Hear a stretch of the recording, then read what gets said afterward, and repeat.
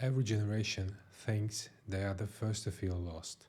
It's not a glitch in the matrix, it's a sign of never ending change. Maybe you have felt it too. The sense that rules are shifting, that work, identity, success, and even truth feels different than they used to. That's a paradigm shift.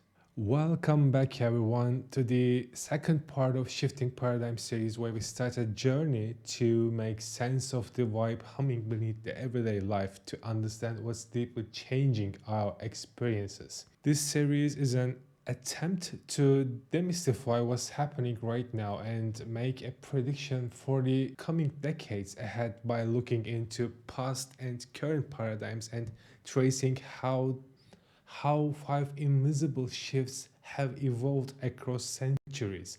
And in the first part, we defined what a paradigm and paradigm shift are. And a paradigm is a set of assumptions and frameworks used collectively within a society that shapes how they perceive reality and make sense of it. And the shift of paradigm is the transition period of change in collective assumptions.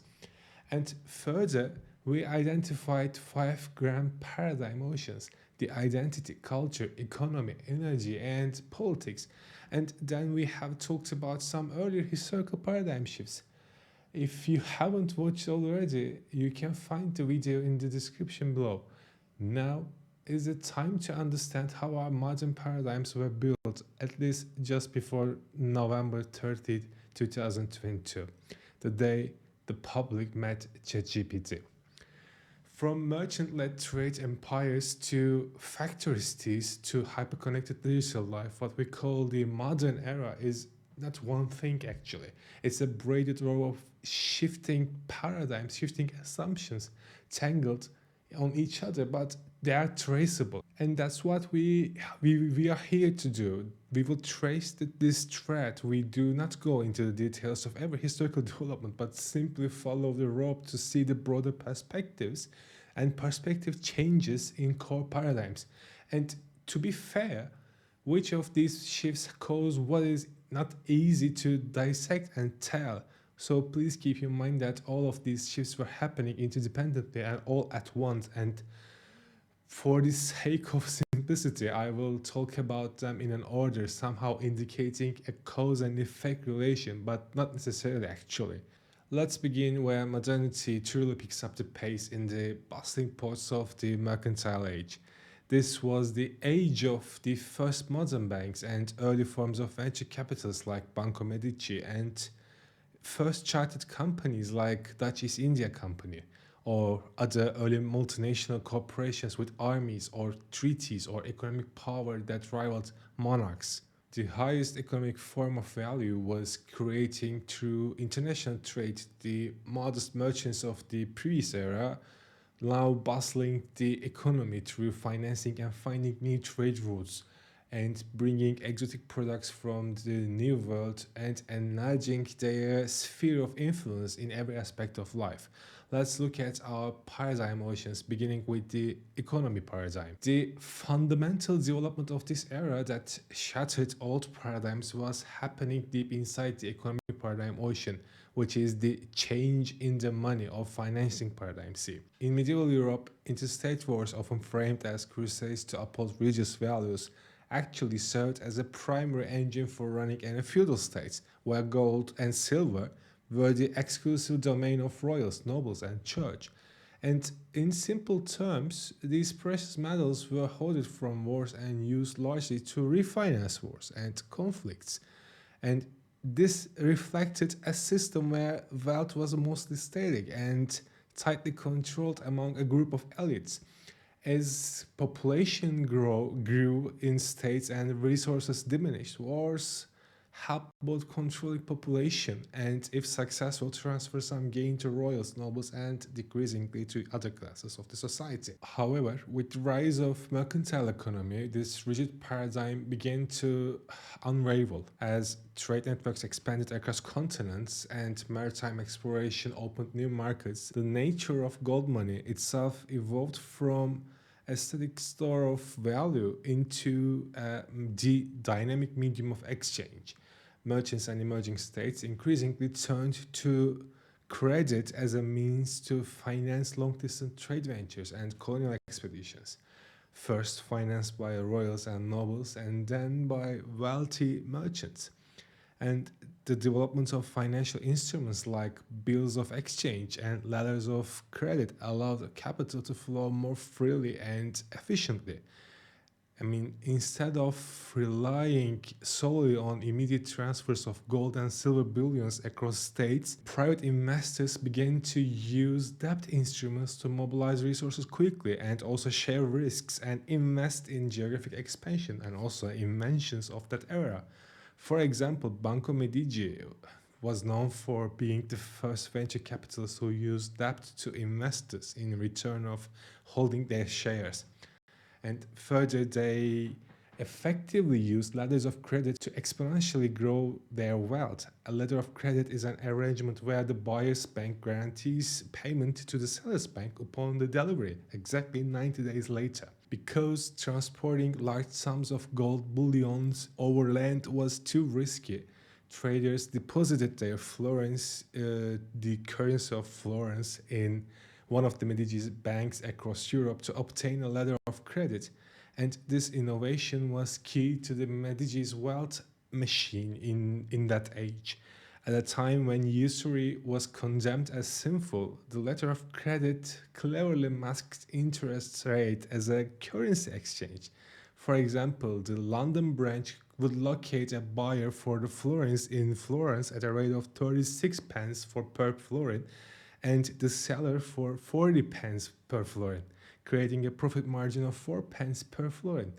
And by framing this as an exchange rather than usurious lending, the Medicis managed to secure lucrative returns without incurring religious condemnation. Last but not least, they also institutionalized double entry bookkeeping, a standard we still use in accounting today, which both helped track the flow of money and elevated their trust and credibility across states and across private investors. And this transition marked a decisive break from the medieval model as money was no longer merely a finite resource reserved for financing wars and special goods from East Asia. It became a versatile tool for driving inventions, discovery, supporting trade, and transforming economic relationships on global scale, which created a new paradigm inside the business sea, the paradigm of being first to invent and discover for better returns, which we still inherit actually. Thus, economy was centralizing around finding and controlling trade routes and inventions,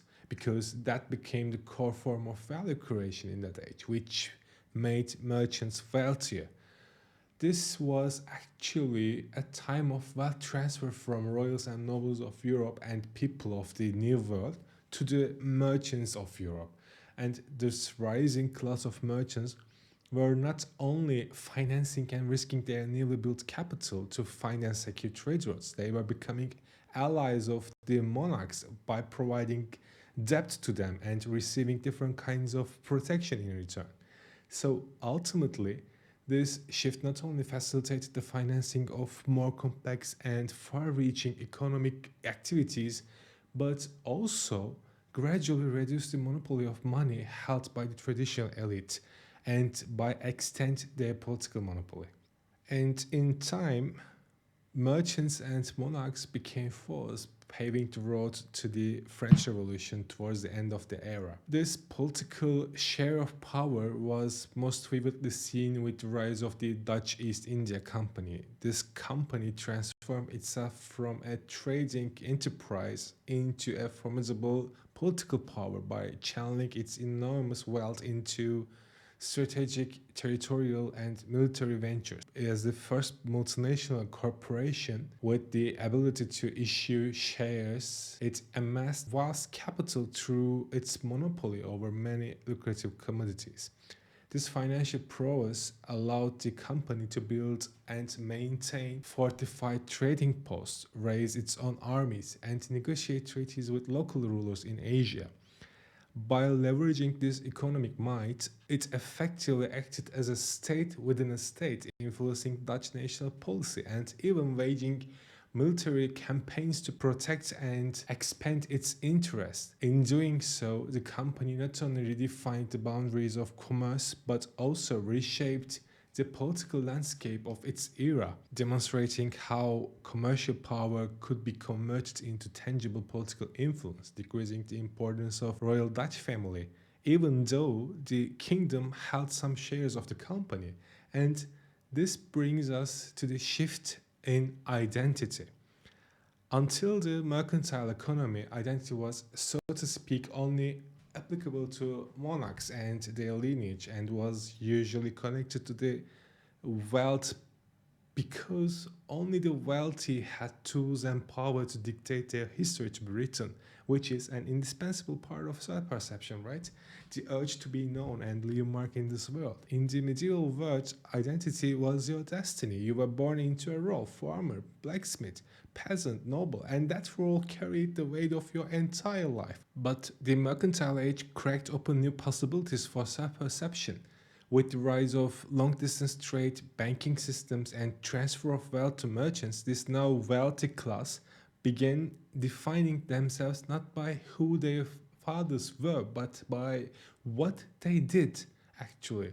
And it's no coincidence that all the famous painters and sculptors were centralized around first Florence and then Amsterdam, from Da Vinci to Michelangelo to Rembrandt and Vermeer, because merchants were sponsoring arts to write their history and made it part of the culture, like kings, nobles, and popes of medieval Europe did. These shifts in economy, politics, and identity obviously impacted the culture. As we have talked in the Birth of AI economy series, religion forged the culture predominantly from the agriculture economy to the late mercantile economy. If you haven't watched it already, you can find the series in the description below. At each transition from agriculture to the late mercantile economy, it came with a slight alteration in the narrative. Once the ruling elite was told to be given their power by the gods, which were the culture paradigm for king's absolutism, eventually transformed into spreading Christianity across the world in the name of God through the hands of merchants. Religion was just a means of justification for the actions. However, towards the end of mercantile era, we saw that the decline of the church's power on culture, especially after new wealthy elites saw the high financial return of scientific and technological inventions and discoveries, and because of being first paid out well, although contradicted the church's position. These collective shifts yielded a profound transformation with the rise of Protestantism, a movement that institutionalized how individuals built their identities around the perceived work. Protestant reformers like Martin Luther and John Calvin introduced the idea of a calling, which asserts that every individual is divinely tasked with their vocation, thereby sanctifying labor itself. And this shift famously encapsulated in what Max Weber termed as the Protestant work ethic, which celebrated hard work, frugality, self-discipline as the signs of divine favor. And this transformed work into a moral duty, both into a moral duty and a personal measure of worth. As the church's absolutism began to decline, the emphasis on individual responsibility and merit paved the way for the emerging bourgeois to establish their new perception on success, not through inherited status but through their achievements in commerce and industry.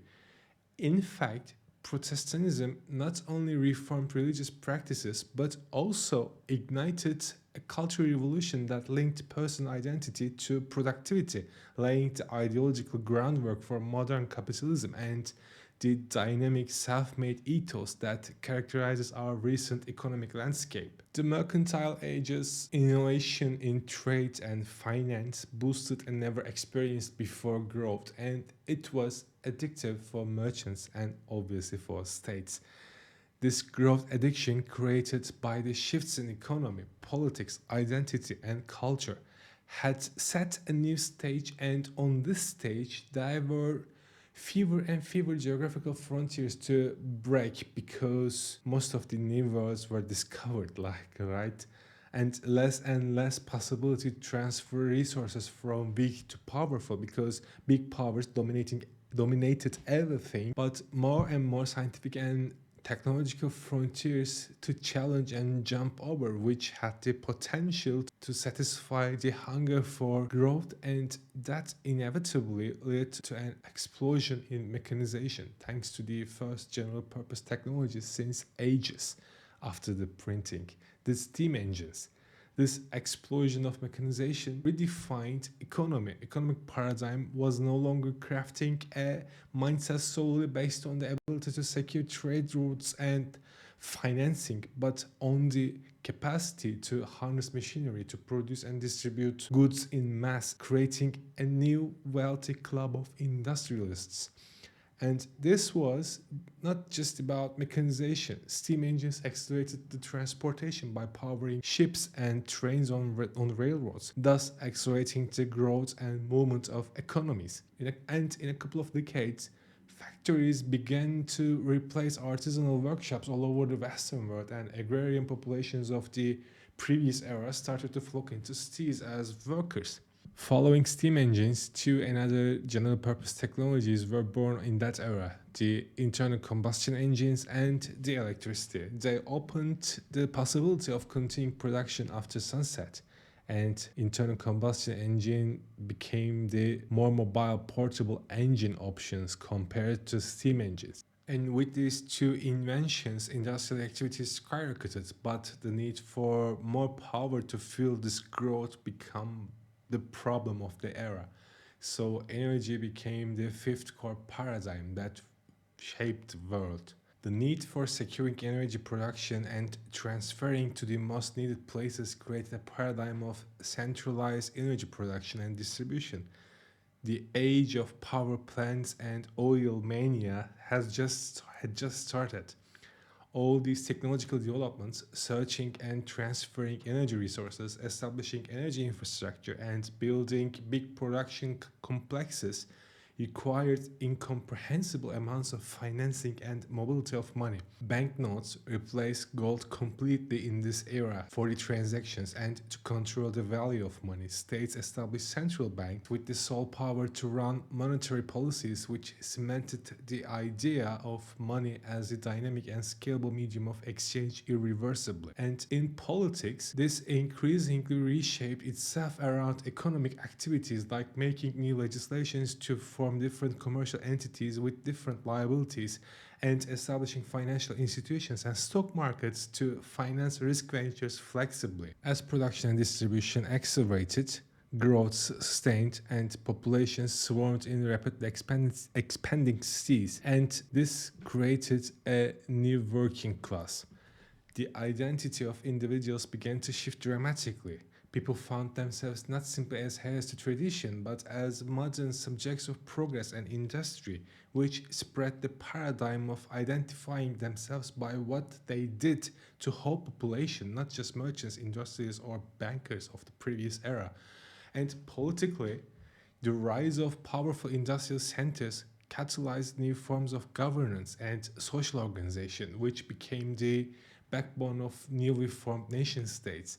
Similar to mercantile era's power sharing dynamics between elites and merchants, industrial era iterated this power sharing further to the middle of the society because the working masses concentrated in urban landscapes eventually demanded rights and representation, which were resolved through early practices of modern democracies. In essence, the Industrial Revolution caused a profound paradigm shift in politics that reimagined the very fabric of society through mechanization, centralized energy, and the birth of modern state institutions. Inescapably, these paradigm shifts transformed the culture, which resulted the birth of what we call today the Modernism in the late 19th century and early 20th century. Modernism was not merely an artistic movement Frankly, it can be described as an evidence based approach to practice, like a positivist attitude towards every field of life. And this cultural shift reimagined reality in bold, experimental ways, mirroring the transformative energy of scientific development during this industrial era. If something is not backed by science, then it has no place on the table. You might be thinking that, yeah, isn't that obvious? But hear me out. You, me, and almost everyone who raised in the Western education system preloaded with this paradigm by default. This shows that how deeply it's woven into the very fabric of our societies, all the social organizations, democracy, economy, and obviously science and technology, and even our very self-perception are built upon this modernist ethos. In politics, modernism inspired leaders to believe in rational planning and the promise of human rationality. This set the stage for a rules based order, and this created a never seen before amount of jobs, which ultimately clear out the road for reforms that favored progress, obviously, and for technological advancements. And this led to a vicious cycle that converted people into ingenious machines operating in this system, and finally helped create a new business paradigm, which is productivity plus efficiency equals more growth equals more profits, because of two reasons that are the limitations of industrial economy model. The first one was the pace difference between economical growth and resource consumption. That is, the resource extraction and exploitation couldn't catch up with the huge growth of these companies and countries were experiencing. And the second one is scientific and technological barriers start to restrain profitable innovations, which were the backbone of this growth until the end of World War II. Thus, businesses had to do more, sell more, and earn more with what they had in order to continue these unprecedented growth rates. Although be the first to invent for best returns remained as the paradigm in this grand business sea, this paradigm became more and more related heavily to STEM based businesses like tech or pharma. And this new paradigm of productivity plus efficiency validated large scale industrial projects in the name of efficiency and started a chain reaction of company consolidations, which we still see today. And inevitably, energy paradigm shifted towards bigger, massive power plants and more centralized approach. To make the more out of this new paradigm and jump over the handicaps of industrial economy, the monetary model had to evolve. Enter the Nixon Shock of 1971, a radical decision by President Nixon to unpack the US dollar from gold, creating a fiat money paradigm. Fiat money simply means let there be light, referencing the Old Testament's fiat lux, let there be light. So money is no longer tied to gold, but the government's credibility itself. This bold move fundamentally altered the way money worked, allowing a more flexible and dynamic monetary system designed to spur growth based on debt asset model, where governments issued different sorts of bonds and taxes to collect money and redistribute.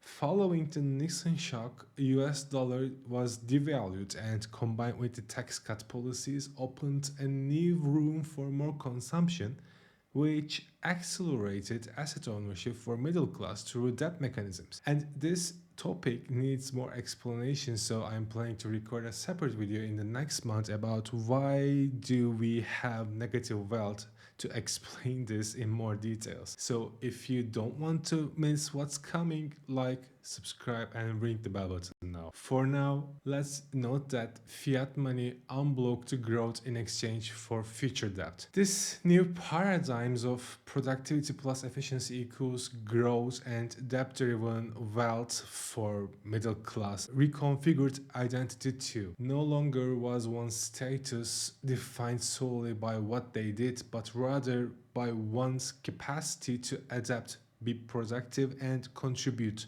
in order to accumulate wealth, which is the key for claiming your identity since ages. And this idea forged a new paradigm of fitting into society. But the relentless drive for mass production and growth brought with it environmental degradation, social stratification, and a crisis of meaning.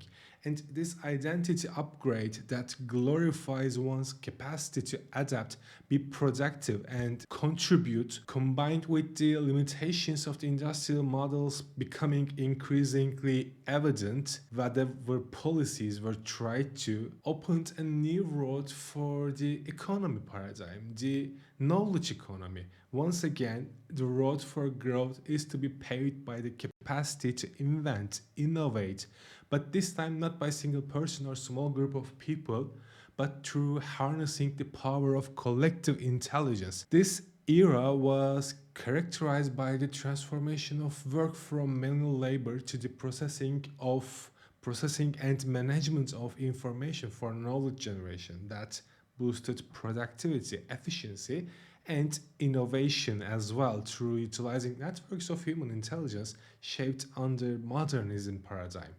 I have talked about knowledge economy in the Birth of AI Economy series, so you can watch them later. Link is in the description below. And this knowledge era gave us the invention of digital computers, the emergence of telecommunications, and the internet itself, each of them being a general purpose technology that revolutionized the way we work, way we live, way we connected.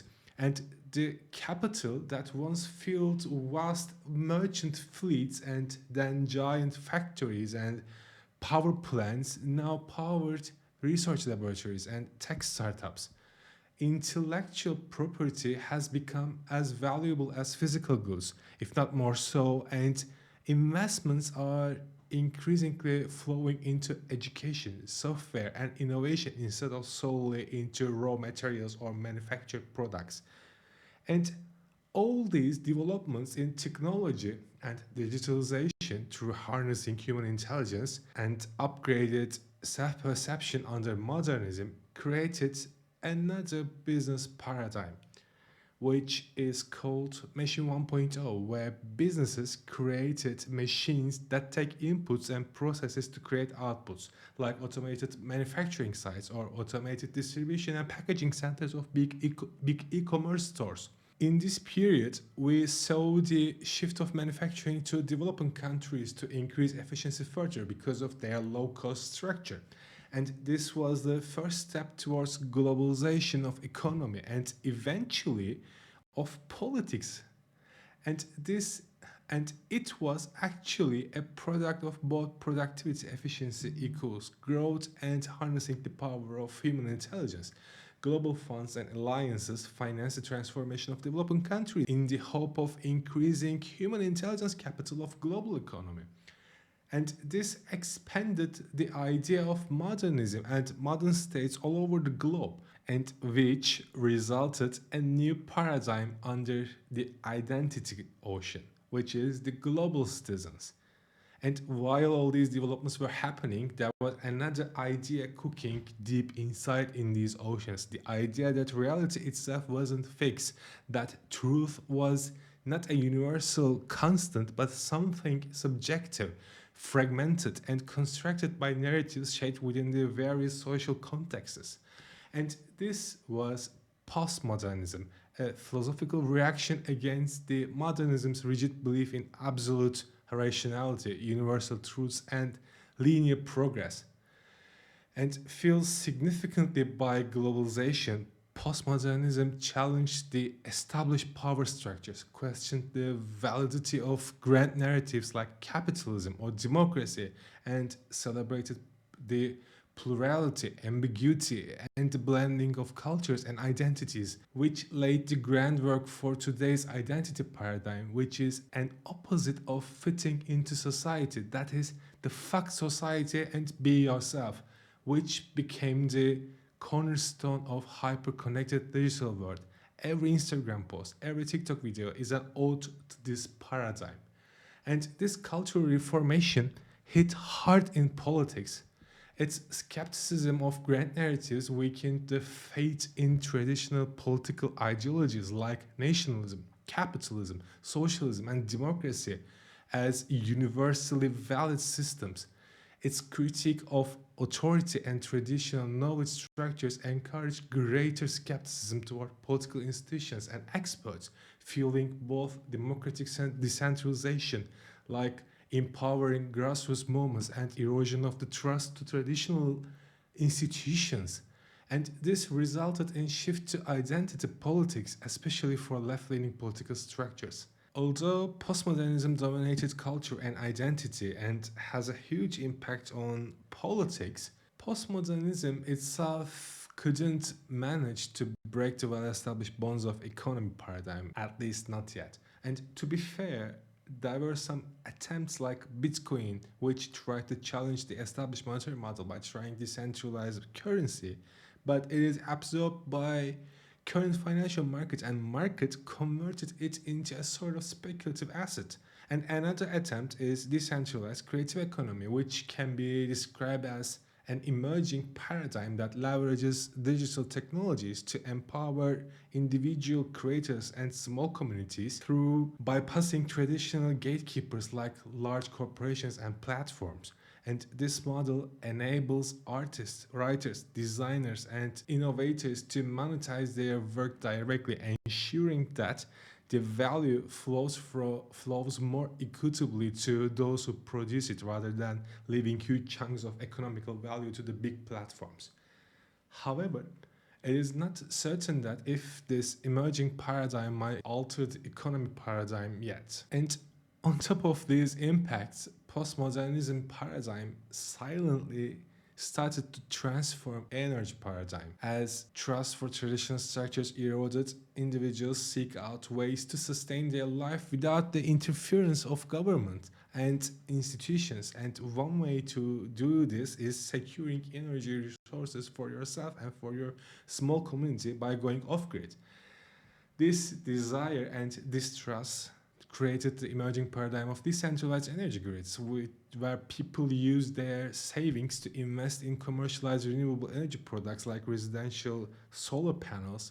I mean, although the intention for these products was to accelerate green energy transformation by enabling people rather than waiting governments to deal with this global warming issue, it created an unintended market of off-grid wannabes, and it is growing each year, projected to grow even faster. According to IRENA, International Renewable Energy Agency, more than 100 million homes will be off-grid by 2030. This is almost 35-fold compared to last year. And all right, finally, we have five core paradigms that shaped our world we are living now. And I know this is too much to pack in like 30 minutes or so. So let me remove the details we traced so far and see what we have left with now. In the economy paradigm motion, we are stuck in growth addiction, and to satisfy our hunger, we have harnessing the power of networks of human intelligence to innovate and grow as the central paradigm supported by the be the first for best returns, productivity plus efficiency equals growth, and machine 1.0 in business, and fiat money in finance. In the identity ocean, we identify ourselves by what we did, but some of us does this by fitting into society and others by rejecting societal norms, which reflects in the culture ocean as well as the clash of modernism and postmodernism, because economy ocean is still heavily influenced by modernism. And this clash is also reflected in the energy ocean. Most governments still think in the framework of centralized energy production and distribution, while there is a huge demand for decentralized energy grids. And politics ocean is caught between globalization and identity politics, although modern democracies are still holding the core model of thinking, at least for now. And once again, all these five paradigms are about the shift with the rise of AI economy, which shook everyone when ChatGPT went public on the last day of November in 2022.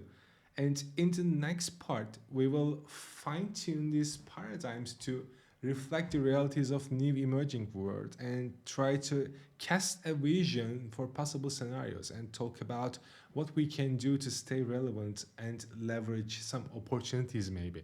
I hope you enjoyed this session. If you liked this series, please like, share, subscribe, and ring the bell button so you don't miss what's coming. And until next time, stay curious and take care.